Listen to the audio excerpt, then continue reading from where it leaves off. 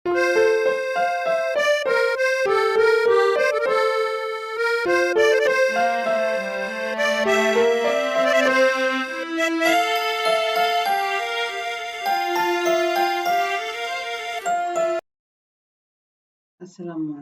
warahmatullahi wabarakatuh.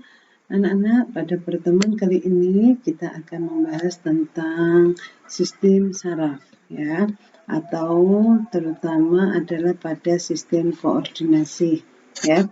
Dimana di dalam sistem koordinasi di sini ada beberapa hal yang perlu kita bahas. Yang pertama yaitu adanya sistem saraf, terus kemudian adanya sistem hormon, sistem indera, ya, dimana pada masing-masing sistem ini akan kita bagi lagi menjadi beberapa hal.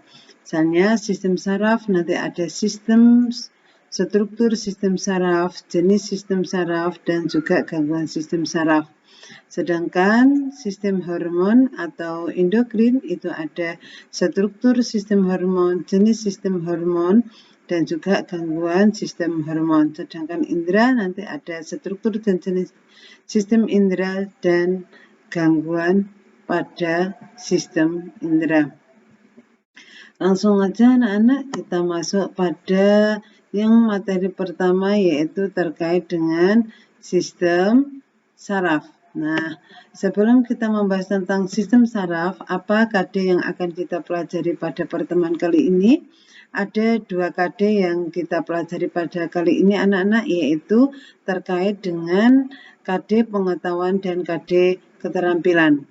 Pada KD pengetahuan di sini adalah menganalisis hubungan antara struktur jaringan penyusun pada organ sistem koordinasi, baik itu saraf, hormon, ataupun indera, dalam kaitannya dengan mekanisme koordinasi dan regulasi, serta gangguan fungsi yang dapat terjadi pada sistem koordinasi manusia.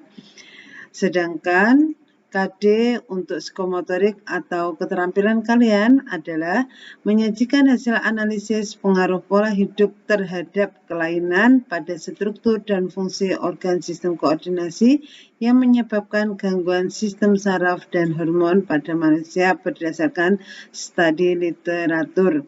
Insya Allah nanti kalau ada waktu kita akan menjadwalkannya anak-anak ya. Langsung saja anak-anak kita masuk pada materi yang pertama, yaitu tentang sistem saraf. Pada sistem saraf ini tadi ada 3 subpokok bahasan yang kita bahas, yaitu tentang strukturnya, terus kemudian tentang jenisnya, dan satu lagi adalah tentang kelainan dan gangguan.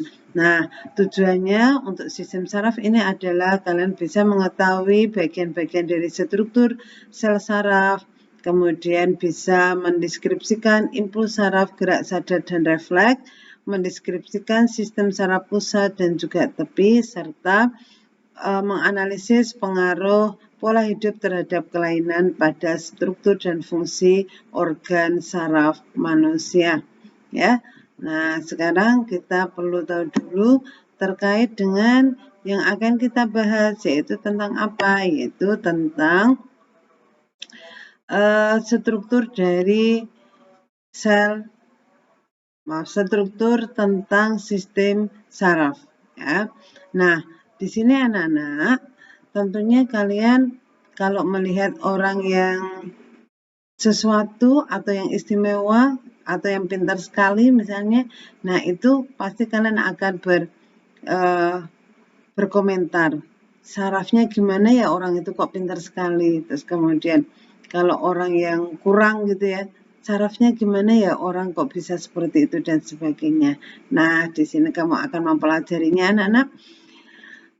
Neuron atau sel saraf merupakan satuan kerja utama atau bagian dari sistem koordinasi ya, yang berfungsi untuk mengatur aktivitas tubuh melalui rangsangan listrik secara cepat. Nah, itu adalah yang dikatakan sebagai sistem sel saraf atau neuron. Nah, kemudian di sini kalian juga perlu tahu bahwasanya di dalam jadi sel saraf itu juga dikatakan sebagai neuron. Apa? Satuan kerja yang memiliki bagian dari sistem koordinasi berfungsi untuk mengatur aktivitas tubuh melalui rangsangan listrik secara cepat. Nah, kemudian di dalam sel saraf atau di dalam sistem saraf, jadi sistem saraf itu kan tersusun dari sel-sel saraf. Nah, di dalam komponen saraf itu ada 3, yaitu ada siapa saja. Nah, ini anak-anak komponennya itu ada 3 apa saja, yaitu ada sel saraf, ada sistem saraf pusat, dan juga ada sistem saraf tepi. Nanti kita akan mempelajarinya masing-masing. Nah, kemudian untuk reaksi adanya saraf itu ada 3 komponen. Reaksi terhadap rangsangan tubuh itu memiliki 3 komponen, yaitu apa saja? Yaitu ada reseptor, ada sistem saraf, dan juga ada efektor. Reseptor itu siapa yang berperanan? Yaitu yang berperanan adalah sel saraf. Nah, terus kemudian sistem saraf bagaimana? Sistem saraf itu adalah yang akan menyalurkan dari rangsangan ke efektor. Nah, jadi sistem saraf itu adalah yang mengantarkan, yang menghantarkan. Ini yang akan menghantarkan. Menghantarkan kemana? Ke efektor. Nah, efektor itu siapa? Efektor itu adalah otot ataupun organ kita. Organ kita. Organ kita itu siapa? Ya termasuk kulit. Bentar.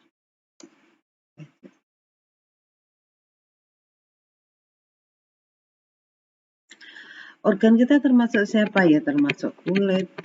Nah, terus kemudian termasuk pengecap,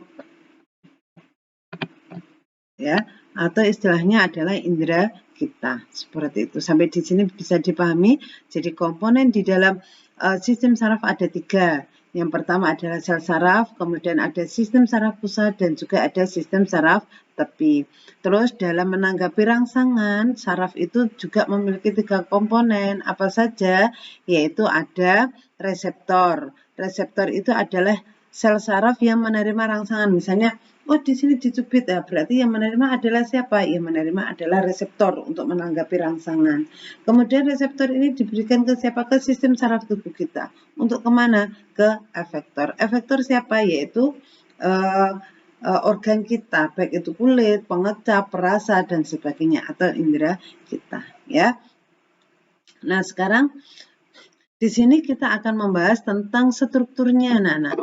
Ini adalah gambaran tentang struktur.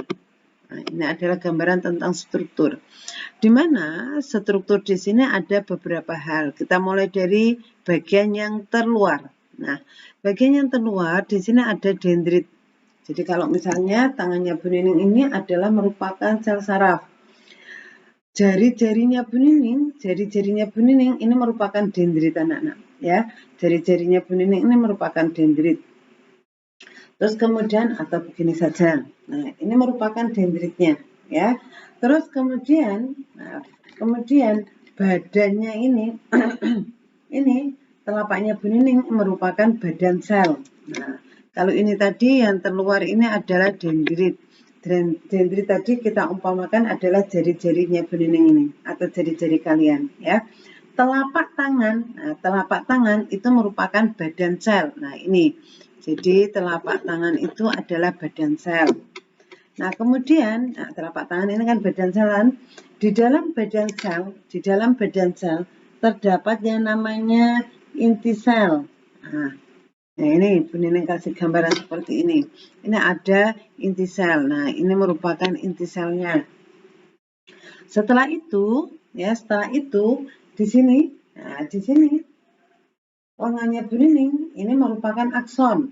Nah, ini merupakan akson. Ini adalah akson. Terus kemudian kalau seandainya ini ditutupi aksonnya, ini adalah pelindung atau lapisannya. Lapisannya siapa namanya? Lapisannya namanya adalah selubung mielin. Ya, ini selubung mielin. Paham sampai di sini? Nah, kemudian kan ada bagian nih yang tidak terselubungi oleh baju atau tidak dilapisi oleh selubung myelin, itu namanya adalah nodus Ranvier. Sampai